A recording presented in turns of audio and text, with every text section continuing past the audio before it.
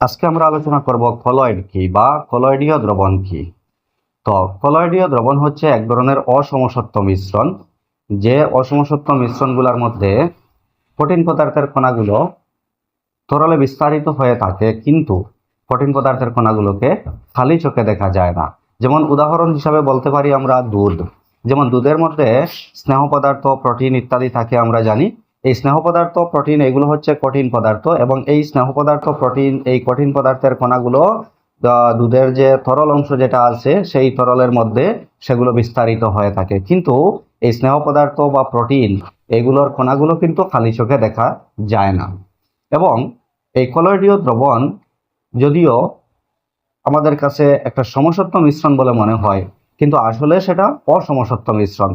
কলয়েডীয় দ্রবণ সেটা কিন্তু সমসত্ব মিশ্রণ নয়, সেটা হচ্ছে অসমসত্ব মিশ্রণ, কারণ মিশ্রণের সব অংশের সংযুতি সমান নয়। কিন্তু এখানে কলয়েডের কণাগুলোর আকার খুবই ছোট হওয়ার ফলে সেগুলো সমানভাবে বিস্তারিত হয়ে থাকে তরলের মধ্যে, এবং সেজন্য সেটাকে আমাদের কাছে সমসত্ব মিশ্রণ বলে মনে হয়, কিন্তু আসলে সেটা সমসত্ব মিশ্রণ নয়।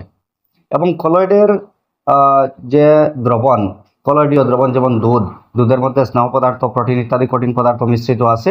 তো এই একটা গ্লাসের মধ্যে যদি আমরা কিছু পরিমাণ দুধ নিয়ে সেটাকে যদি আমরা কিছু সময় একটা জায়গার মধ্যে নাড়াচাড়া না করে স্থির অবস্থায় রেখে দেই, তাহলে দেখা যাবে যে কিছুক্ষণ পরেও দুধ প্রথম যে অবস্থায় ছিল মিশ্রণটি, সেই একই অবস্থায় পরেও আছে, অর্থাৎ এই স্নেহ পদার্থ বা প্রোটিন ইত্যাদির কণাগুলো কিন্তু নিচে জমা হয় না।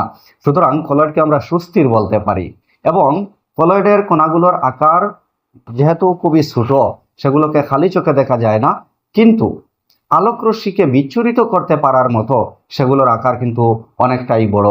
সুতরাং যখন কোনো কলয়েডীয় দ্রবণের মধ্যে আলোক রশ্মি পড়ে, তখন সেই কণাগুলো, কলয়েডীয় দ্রবণের যে কণাগুলো বা কলয়েডের কণাগুলো, সেই কণাগুলো আলোক রশ্মিকে বিচ্ছুরিত করে, এবং এর ফলে কলয়েডের মধ্যে আলোক রশ্মি পড়লে সেটার গতিপথ দৃশ্য হয়, আমরা সেটার গতিপথ দেখতে পাই।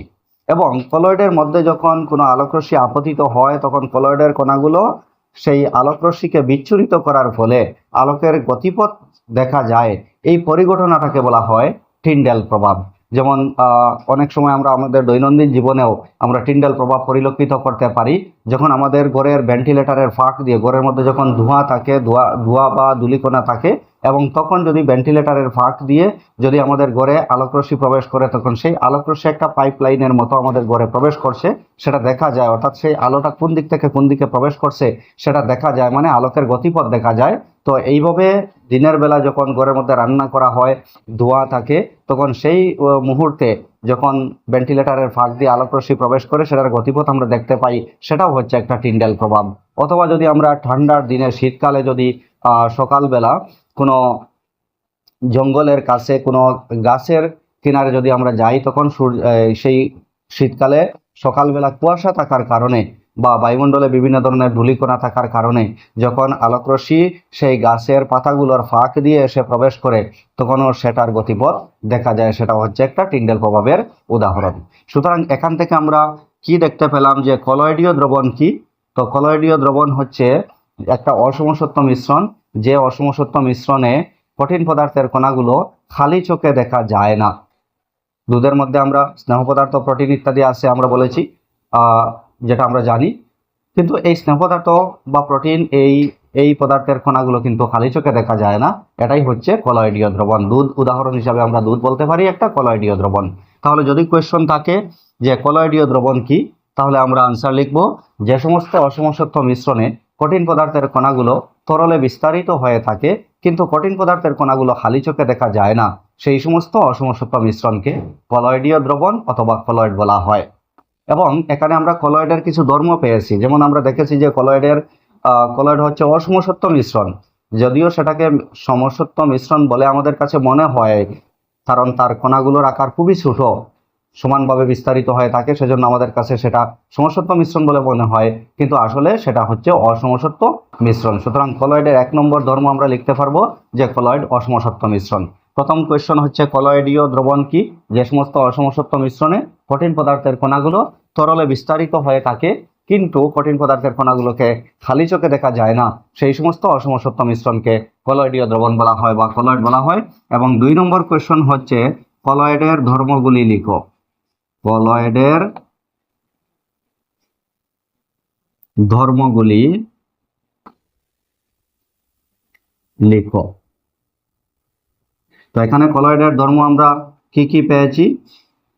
নাম্বার 1 আমরা পেয়েছি কলয়েড হচ্ছে অসমসত্ব মিশ্রণ।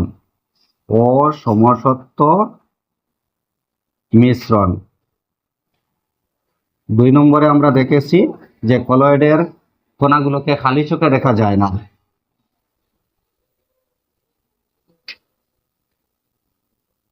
কণাগুলোকে খালি চোখে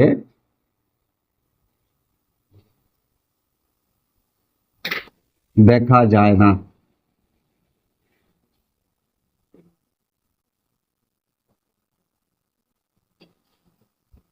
তিন নম্বরে আমরা পেয়েছি কলয়েড সুস্থির, কারণ কলয়েডীয় দ্রবণকে যদি আমরা নাড়াচাড়া না করে কিছু সময়ের জন্য রেখে দেই তাহলে তার মধ্যে থাকা কণাগুলো, কঠিন পদার্থের কণাগুলো কিন্তু নিচে জমা হয় না, সুতরাং কলয়েড হচ্ছে সুস্থির।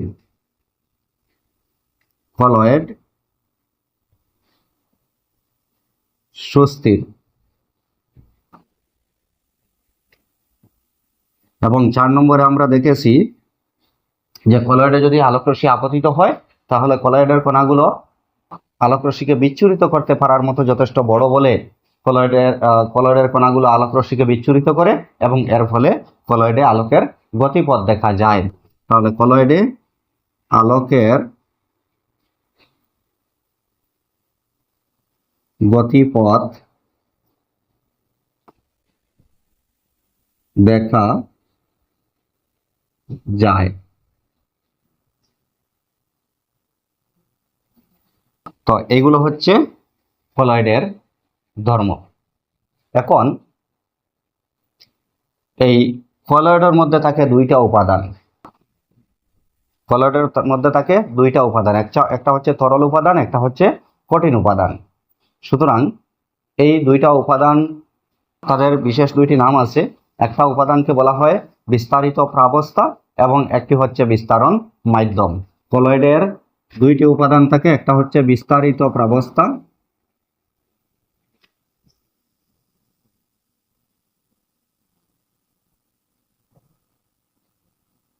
এবং অন্যটি হচ্ছে বিস্তারণ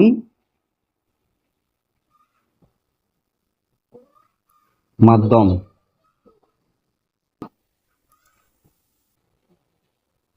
বিস্তারণ মাধ্যম। তো বিস্তারিত প্রাবস্থা কোন উপাদান এবং বিস্তারণ মাধ্যম কোন উপাদান, এখন আমরা সেটা জানব। কলয়েডের যে কণা যেগুলো আছে, কঠিন পদার্থের যে কণাগুলো আছে, সেগুলো তরলে বিস্তারিত হয়ে থাকে। তো যে কণাগুলো, যে কঠিন পদার্থের যে কণাগুলো তরলের মধ্যে বিস্তারিত হয়ে থাকে, সেই বিস্তারিত হয়ে থাকা কঠিন পদার্থের কণাগুলোকে বলা হয় বিস্তারিত প্রাবস্থা। এবং কঠিন পদার্থের কণাগুলো যে তরলের মধ্যে বিস্তারিত হয়ে থাকে, সেই তরল পদার্থটাকে বলা হয় বিস্তারণ মাধ্যম। সুতরাং এখান থেকে কোয়েশ্চন থাকতে পারে যে বিস্তারিত প্রাবস্থা বলিতে কি বুঝো, অথবা আরেকটা কোয়েশ্চন হচ্ছে বিস্তারণ মাধ্যম বলিতে কি বুঝো। বিস্তারিত প্রাবস্থা আমরা বলবো কলয়েডীয় দ্রবণে যে সমস্ত কঠিন পদার্থের কণাগুলো তরলে বিস্তারিত হয়ে থাকে, সেই সমস্ত কঠিন পদার্থের কণাগুলোকে বিস্তারিত প্রাবস্থা বলে।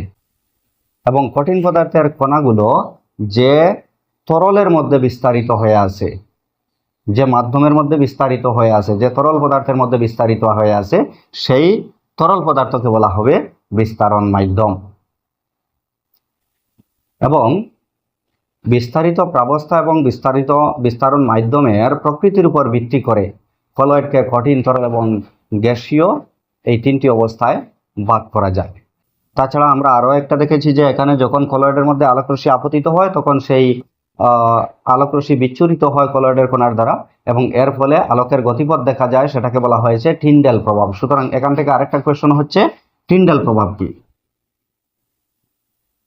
আরেকটা কোয়েশ্চন হচ্ছে টিন্ডেল প্রভাব কি। তো টিন্ডেল প্রভাব কি সেটার সংজ্ঞা আমরা লিখব। কলয়েডের মধ্যে আলোকরশ্মি আপতিত হলে কলয়েডের কণাগুলোর দ্বারা